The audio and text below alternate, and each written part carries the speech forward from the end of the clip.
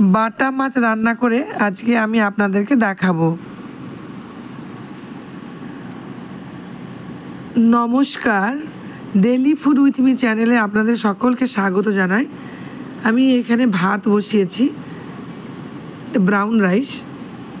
এইদিকে মাছগুলো ভালো করে পরিষ্কার করে ধুয়ে লবণ হলুদ মাখিয়ে সর্ষের তেলে ভাজা করে নিলাম। খুব অল্প তেলে উলট পালট করে ভাজা করেছি। মাছে তেল থাকে, তার জন্য বেশি তেল না দিলেই মাছ ভাজা হয়ে যায়। এইবার মাছ ভাজার পরে পাঁচফোড়ন দিলাম, পেঁয়াজ দিলাম আর আলু কেটে দিয়ে দিলাম। আলু দিয়ে এই বাটা মাছটি আমি করছি। তাতে হলুদ আর লবণ দিলাম, স্বাদ অনুযায়ী লবণ দেবেন। দিয়ে ভালো করে একটু ভেজে নেব। তেলের মাত্রা খুব কম দিয়ে আমি রান্না করছি। এদিকে মশলার মধ্যে পোস্ত, সর্ষে, গোলমরিচ, জিরা আর কাঁচা লঙ্কা এগুলো আমি পেস্ট করে নেব।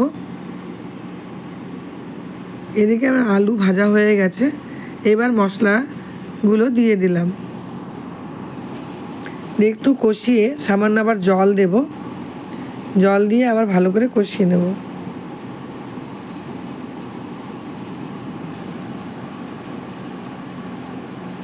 এই দেখুন জল দিলাম, দিয়ে ভালো করে একটু কষিয়ে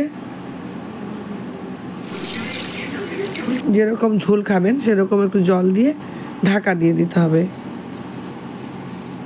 আমি অল্প ঝোল করেছি, তার জন্য অল্প জল দিলাম।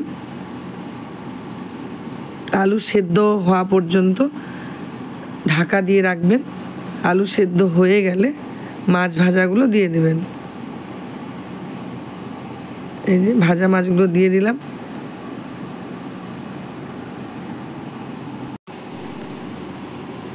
একটা একটা করে সব মাছগুলো আমি দিয়ে দেব। যদি আমার রান্নাটি আপনাদের ভালো লাগে তবে আমার চ্যানেলটিকে লাইক, শেয়ার, সাবস্ক্রাইব করবেন। একটু ঢাকা দিয়ে দিলাম।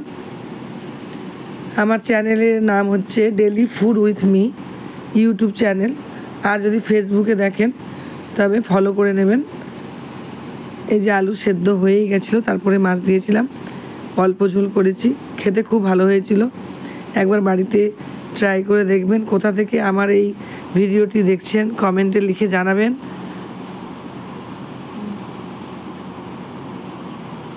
এই যে ভাতের সাথে, গরম গরম ভাতের সাথে এই মাছটি খেতে খুব ভালো লাগে। একটু কাঁচা লঙ্কা দিবেন। আমি কাঁচা লঙ্কা পেস্ট করে দিয়েছি, কেটেও দিতে পারেন। সুস্থ থাকুন, ভালো থাকুন।